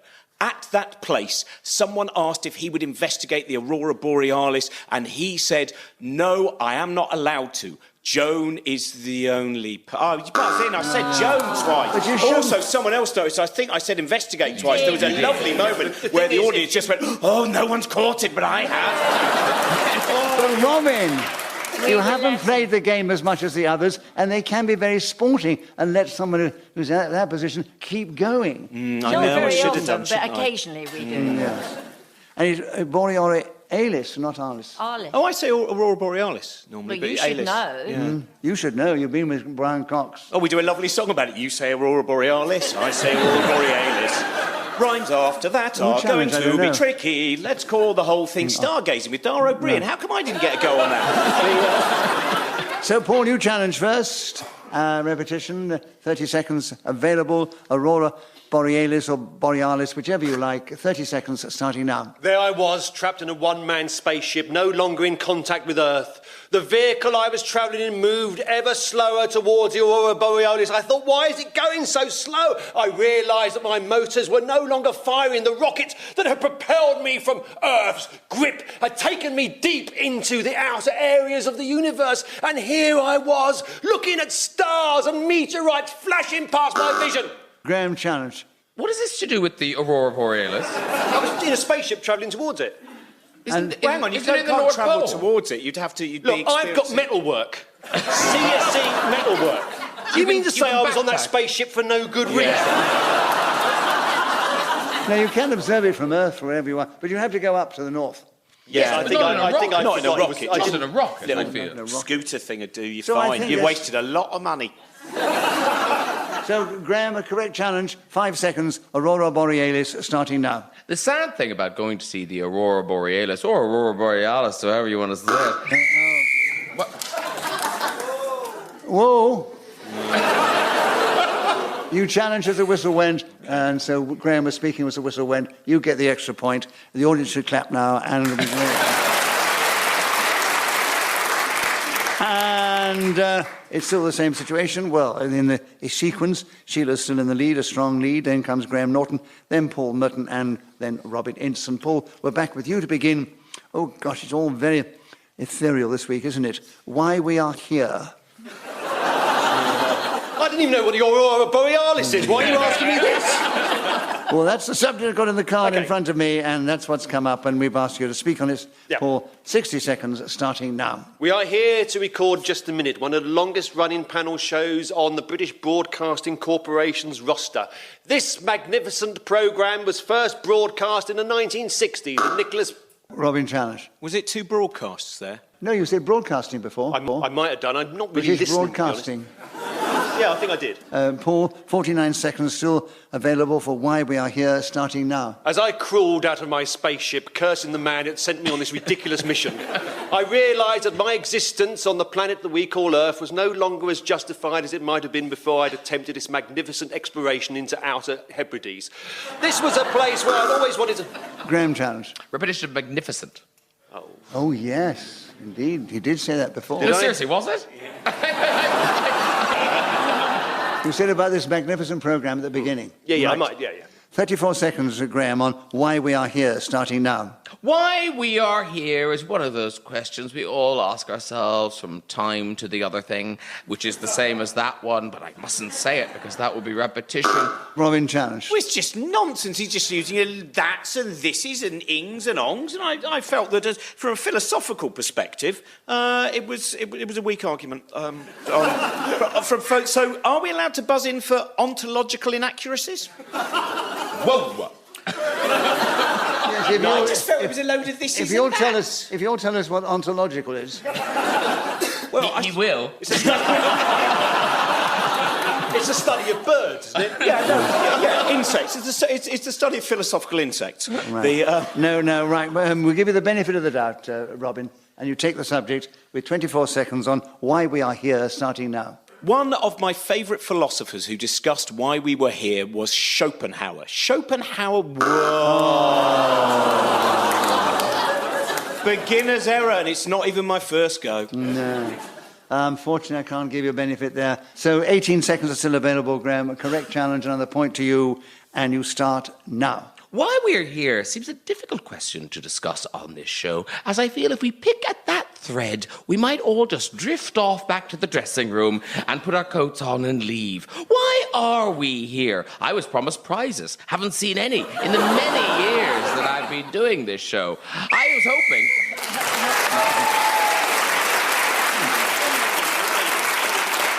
Right. So, we're moving into the final round. It is sad, isn't it? We've enjoyed it. I hope you have. Yes. You've been a lovely audience. Yes, you can give yourself a round of applause if you want to. And, let me give you the situation. We move in the final round, which is I normally do. Well, Sheila Hancock's still in that lead, but she's only 2 points ahead of Graham Norton now, and she's about 6 points ahead of Paul Merton, and she's quite a lot of points ahead of Robin Ince. But Robin hasn't played it as much. But you're great value on the show, Robin, though we don't always understand what you say. Graham, the subject here, oh gosh, it's all a very erudite show this week, isn't it? The evolution of intelligence. Now, wait a minute. It hasn't reached this show yet, has it? Are you serious? Are you serious? That's the subject? Yeah, I never know till I get them here. The evolution of intelligence. It'll take me a minute to say that. We are the people to discuss that without I can't wait for it to kick in. Yeah. The evolution of intelligence, Graham. 60 seconds, starting now. Judging from this show, I feel the evolution of intelligence has a little way to go just yet. Let's not count our chickens, because we don't even know where they came from. We really have struggled on this panel today, I feel. The evolution of intelligence really needs to step it up. The evolution of intelligence, Sheila. 41 seconds, starting now. Well, I feel I do know something about this because it started... I'm sorry, I buzzed because that was the most insincere use of because. I've never heard in my life. It was hesitation, wasn't it? Yeah, it was, yeah. Sadly, it's going to be now as well. I lost faith in myself as I got through the sentence. You did well to get a So sentence we've in. still got the subject I thought wouldn't evolve into anything, and it's great fun. The evolution of intelligence, Paul, is with you, and 36 seconds to go, starting now. As a newborn baby, I looked around at the people I was related to. They seemed to be cleverer and more talkative than I was. I realised what I have to go on a journey. A particular way of grasping the vocabulary of words that were swirling around my head, to form sentences, to point at objects and say, "Mummy, what's that? Is it a horse or a strawberry? No, it's Nicholas Parsons. You'll one day work with him. He once booked Marco Polo on a holiday, but that was another story altogether." The evolution of intelligence. By the time I was 5 years old, I was standing on my own 2 feet. I was reading books. I was making debates in Parliament.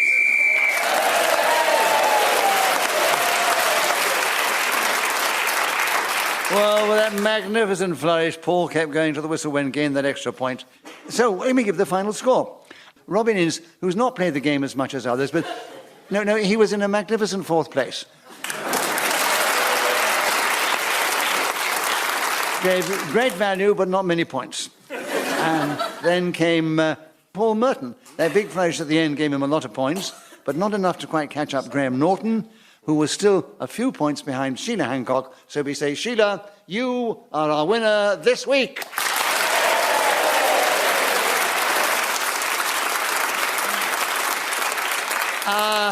We do hope you've enjoyed this edition of Just a Minute, and we'll want to tune in again next week. It only remains for me to say thank you to these 4 fine players of the game, Paul Merton, Sheila Hancock, Graham Norton and Robin Ince. I thank Trudy Stevens, who's helped me with the score, blown her whistle so elegantly when the 60 seconds have elapsed. We thank our producer, Talusha Gilani, and we're deeply indebted to the man who created the game, Ian Messiter, and we're indebted to this lovely audience here. So from the audience, from me, Nicholas Parsons, some from the panel, goodbye, thank you, and to our listeners, please tune in again the same time when we play Just a Minute!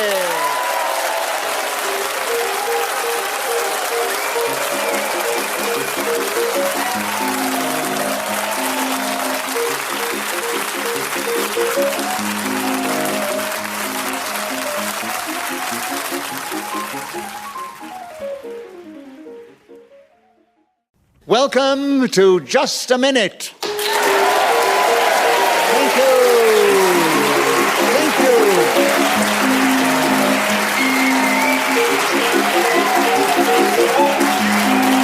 My name is Nicholas Parsons, and as the minute waltz fades away, once more it's my huge pleasure to welcome our many listeners, not only in this country, but around the world, but to welcome to the show this week 4 amazing talents, and they are, seated on my right, Paul Merton and Julian Clary, and seated on my left, David Tennant and Stephen Fry. Please welcome all 4 of them.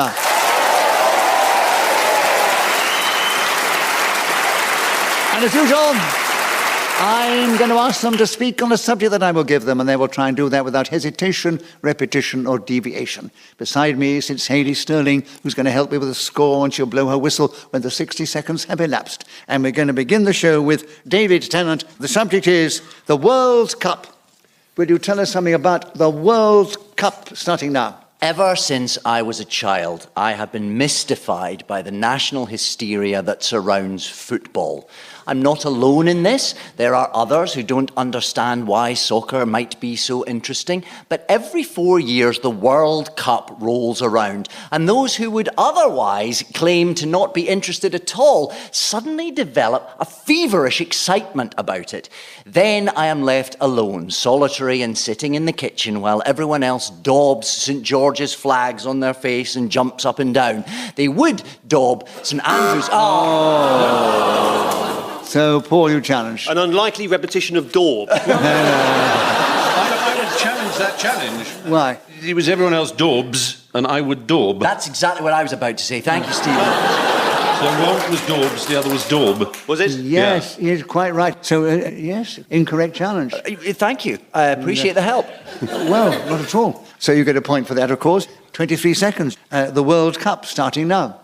The saltire tends not to adorn too many faces because my country of origin hasn't made it to the World Cup for quite a while. Unfortunate, but personally, I don't really care. The whole thing leaves me cold. Paul challenged that time. Hesitation. Yeah, that was a definite hesitation. So, Paul, you've got him with 7 seconds to go. The World Cup starting now. Like most people in this country who were alive at the time, I was watching the 1966 World Cup final with bated breath.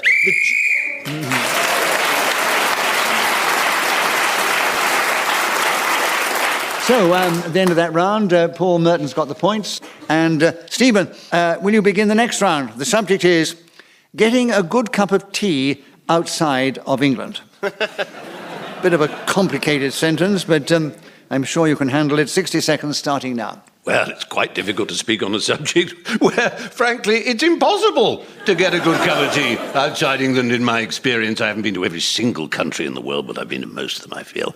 And, frankly, what they do is disgusting. They take warm water, they put it in a pot, and then one little Lipton's tea bag dangles from a string which also falls into the vessel and adds its own disgusting savour to the soup that comes out. And then you're supposed to drink it, but it isn't tea as we know it. It's not a proper cuppa, it's nothing close. It's simply an abomination, and I won't have it. It's wrong. On every level, it's a sin against culinary and degustational spirit, and I really don't approve of such things. However, there are nations on this earth, like India, where chai, which is hot and sugary, is served. They like it, I don't. In India... Paul challenged. Well, I thought there was a hesitation. There was a hesitation. You were going so well, and you paused for dramatic effect. For effect, yeah. It's always a bad idea here, isn't it? Yeah. Paul, you got him with 2 seconds to go. Oh, it's not fair, is it? No.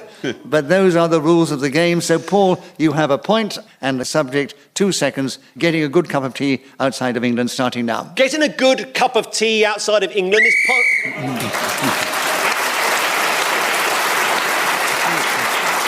So Paul Merton was then Speaker's a whistle when gained that extra point, and another one just before that, and he's now in the lead. Well, he strengthened his lead ahead of the other three, and it's actually your turn to begin, Paul. The subject is, my dog's got no nose. Strange subject, but talk on it if you can, Paul, starting now. My dog's got no nose sounds like a music hall joke, which of course it is. The original punchline is something along the lines of, how does he smell? The answer is terrible. But if you were to adapt the joke today... Stephen. Repetition of joke. Yes, there was. Yes. Absolutely. So, Stephen, you've got a correct challenge, a point. 50 seconds available. My dog's got no nose, starting now. Canine anosmia would be the proper description for a dog that had no nose. It's not likely to be a phrase that is often deployed by anybody except a git like me, but there you are. It's useful if you happen to be playing something like Just a Minute. Dogs with no nose probably have a pretty grim life because smell and odor reception is a huge part of being a dog, you know?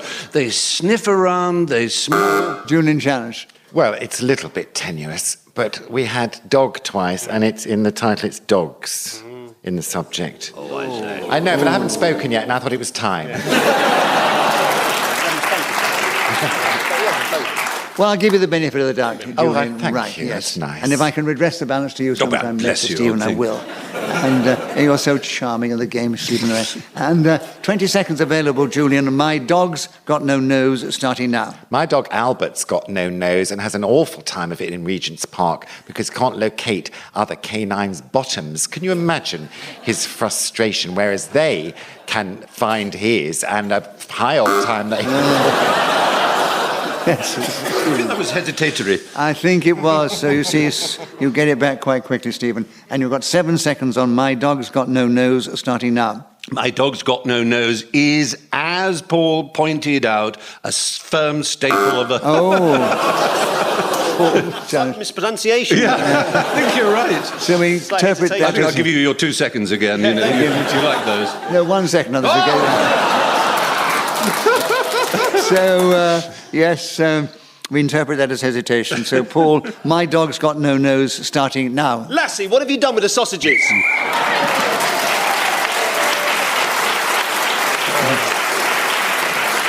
Right. So, Paul got the extra point, speaking as the whistle went, and has increased his lead over the head of the other 3. And Julian, with you to begin. And the subject is the head and the heart. 60 seconds as usual, starting now. Terrible conflict, isn't it? The head and the heart. Whereas, you know, I may be invited on 2 dates on the same night. One with a gorgeous man hung like a draft excluder, and the other very rich and intelligent. Should I go with the head, i.e. these?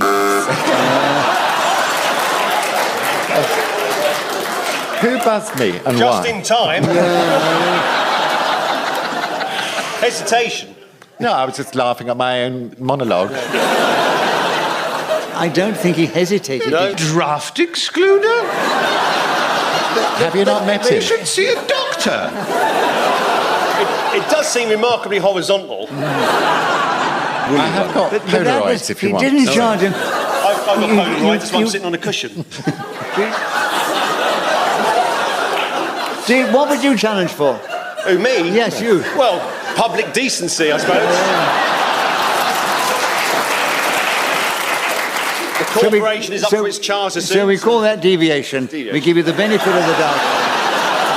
And there are 41 seconds, the head and the heart, starting now. The head and the heart. When I look at the humble cabbage, I can never make my mind up. Am I going to go for the head or the heart? They say that the heart of this green, leafy vegetable is full of vitamins and iron and all that kind of stuff. Meanwhile, the head and the heart was something I realised I would have to face this challenge. When I was 16 years old, I was offered the chance at school. Did I want to go to Oxbridge, or did I just want to get 2 measly bad...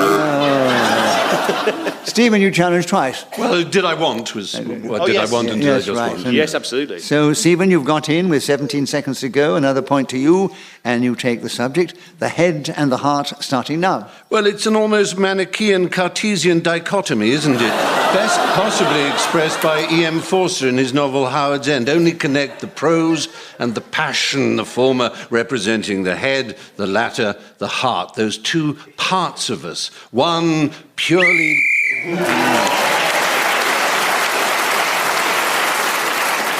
So Stephen was then speaking as the whistle went, Stephen Fry, and so he gets that extra point. He's creeping up on our leader, Paul Merton, which is a rather insidious thing to do, and David and Julian Eclair training a little. But David, it's your turn to begin. Well, this is Shakespeare, and you're very good in your Shakespeare. I remember when you were with us last time on this show. Yes.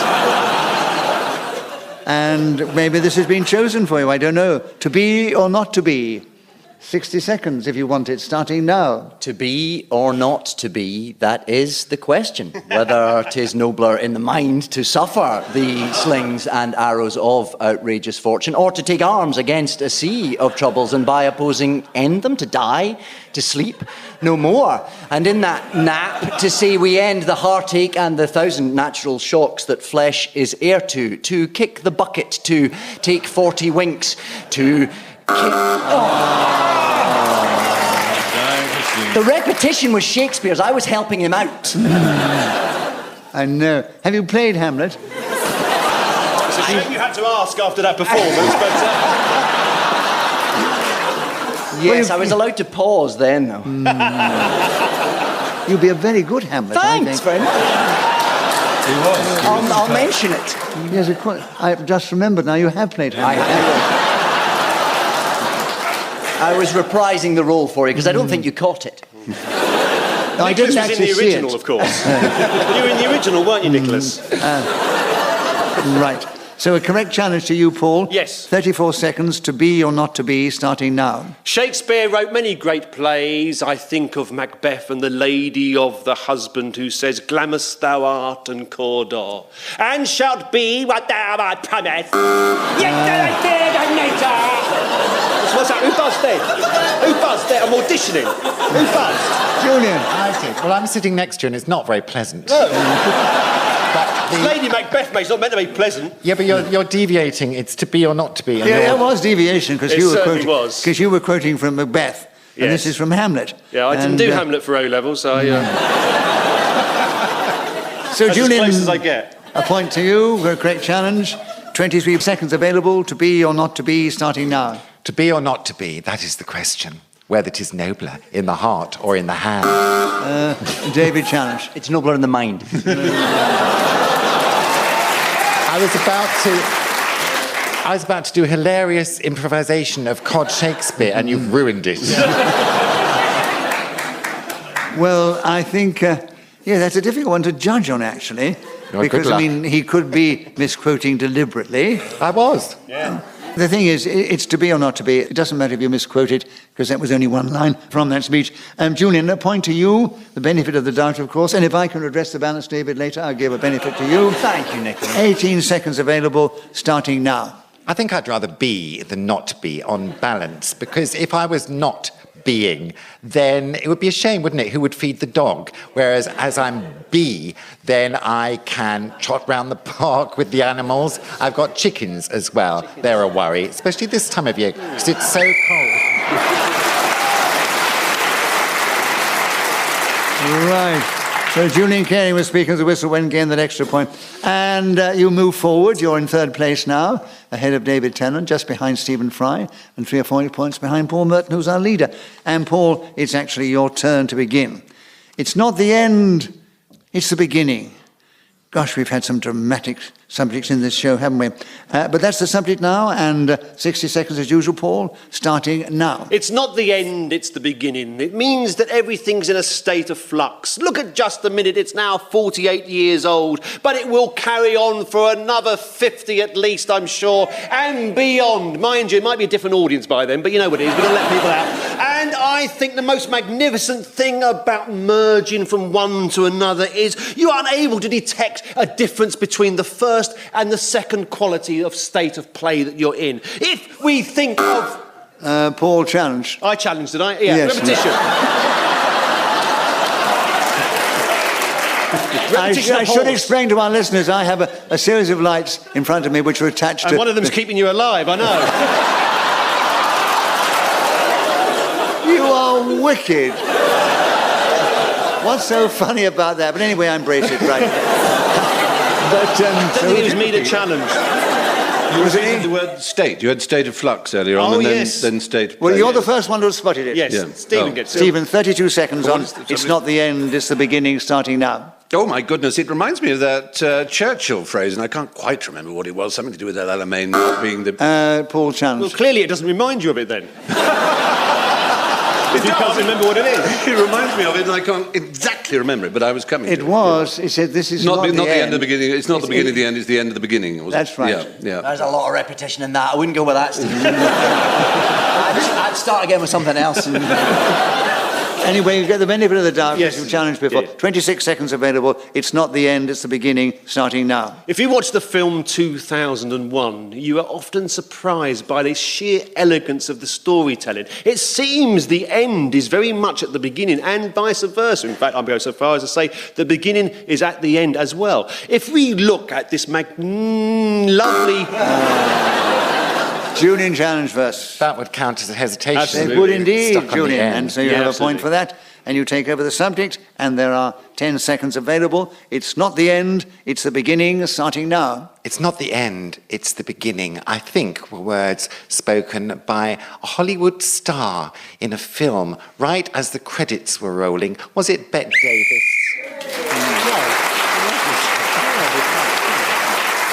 So at the end of that round, Julian Clary was speaking as a whistle went, gained that extra point. He's now equal with Stephen Fry in second place. They're trailing Paul Merton, and they're just ahead of David Tennant. And Julian, it's your turn to begin. The subject now, Magna Carta. We've heard a lot about that recently, but talk on the subject if you can, starting now. Well, it's not a very good read, the Magna Carta. I mean, it might be important historically and all that kind of carry on, but there are no jokes. Furthermore, it's scribbled in Latin and there are great big holes in the pages. It was nothing more annoying. You're just getting to bit that might possibly be of interest. But no, a mouse has been nibbling away.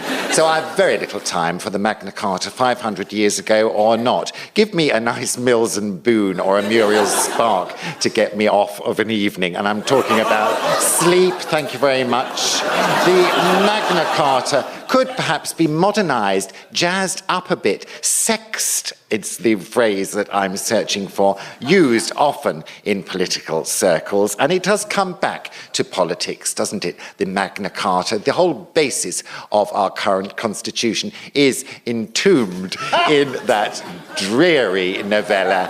I'm sorry, but that is the final word on it, and...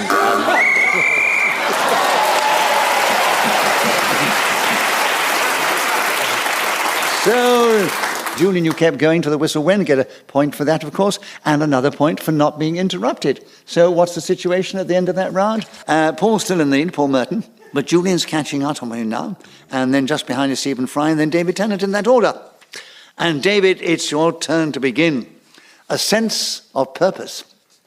Can you tell us something about a sense of purpose in 60 seconds or less if you want, starting now? Sometimes I feel like I'm drifting through the oceans of the world, chirruping with my fishy brethren, surfing the waves, migrating to breed. But perhaps that is less a sense of purpose and more of a sense of porpoise.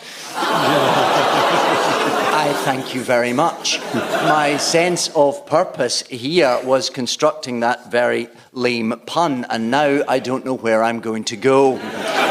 Sense of purpose is something we all strive for in life. Do we find it? Sometimes we do. So, Stephen, it was repetition of sometimes. It was yes, the first that's word. I think I repeated quite a lot. Oh, I did. I'm quite glad to be put on my misery on that one, Stephen. It's Thank not you. a good... Yeah.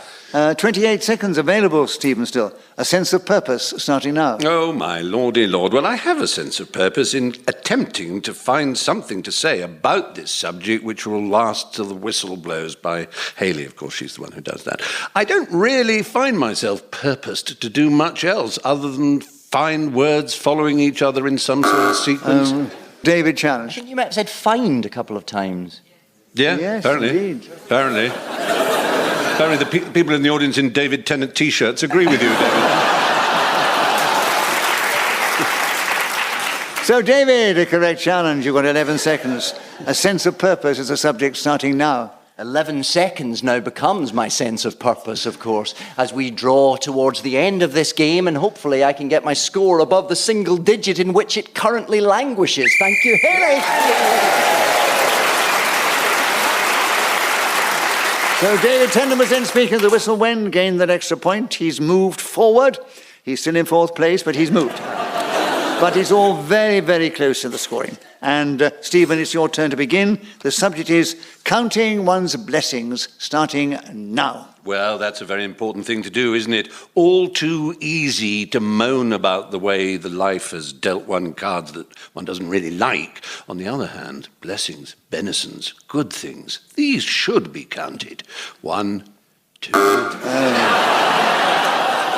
Julian challenge. Well, there was hesitation between 1 and 2. Yeah, there was. Well, I was counting my blessings. I had to look at them. I had to see what they were. True, very think true. of them. Catalogue. Yeah, But in catalogue. just a minute, you mustn't pause. Oh, you're right, yes. Julian got in first. And 48 seconds, Julian, counting one's blessings, starting now.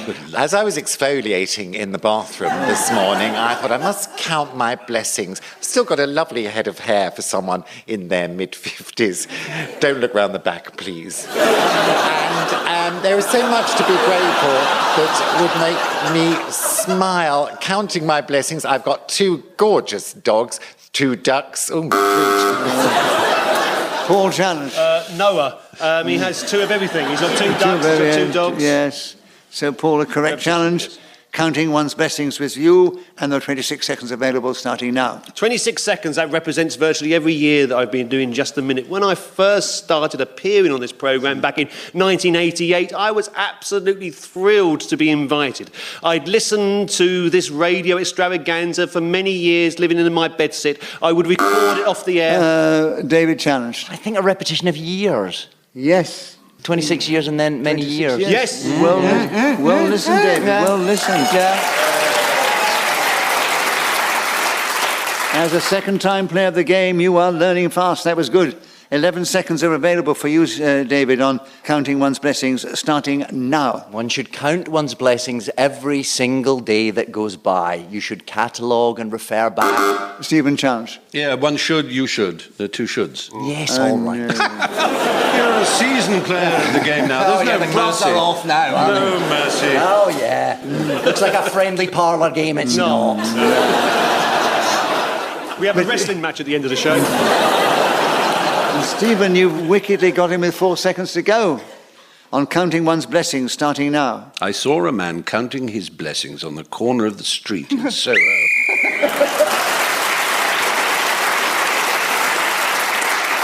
Well, I may give you the state of play now because we're moving into the final round. Oh. Yes. So David Tennant, who did so well the first time he appeared, is still doing very well, but he is trailing the others just a little. But it's not the points, it's the contribution. Yes. Well, that's how I'm playing the game, Nicholas. I'm not trying to win. No. Not interested. No. I think it's pretty obvious, actually. But I'm sorry, that was wicked. You forgive me. And equal in second place is Julian Clary and Stephen Fry, but they're only 3 or 4 points behind Paul Merton, who's in the lead. Paul, we're back with you to begin, and the subject is a ham sandwich. A ham sandwich? Yes, a lovely subject. 60 seconds, starting now. When one looks at the ham sandwiches that have been made throughout history, one of course recalls the magnificent ham sandwich that was created by Clement Attlee at the end of the general election in 1945. Nye Bevan bought the ham and other members of the cabinet supplied the bread. The Prime Minister looked at the task and thought, I am going to butter this on my own. I'm going to show that the British people will trust me to lead this great nation out of the awful conflict that we have just experienced and into a world where every single one of us can have a ham sandwich, irrespective of religious beliefs, whether we want it or not. It will be forced upon every single person unless they don't want it. Meanwhile, the ham sandwich... Right. Oh, David, you've challenged.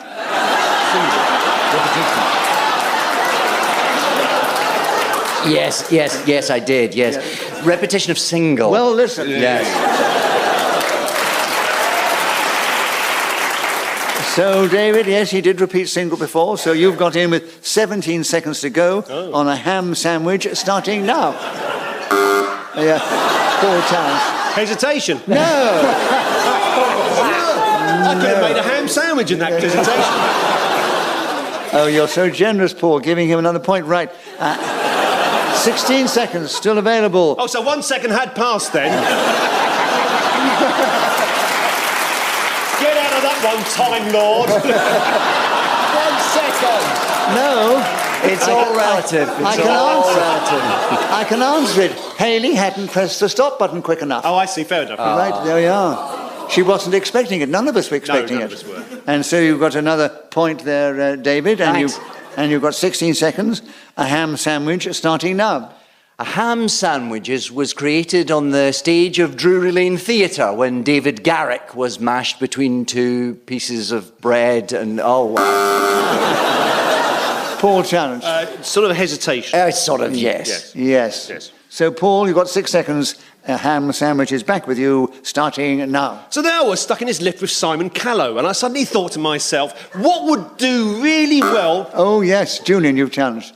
Oh, it was a voluntary spasm. I have that effect on men. They can't help it. Well, I think your involuntary spasm worked, because it was a hesitation. Yes, it was a hesitation. It coincided with my spasm. Yeah. So I'm saying hesitation. Julian, You're giving him the subject because he's had a spasm. Well, it's the end of the show. It won't make any difference to the final result. Yeah, but somebody else has got to sit here afterwards. Brain of Britain's coming in next. Brain of Britain. Oh, it's good to finish on a high. Because Julian's got in with 1 second to go. Because I like to hear from everybody on the last round. A ham sandwich starting now. Nice big...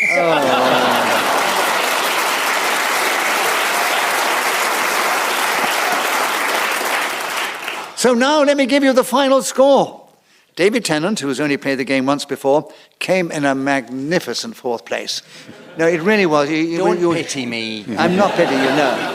And you trailed Stephen Fry just a little, and he's played the game before.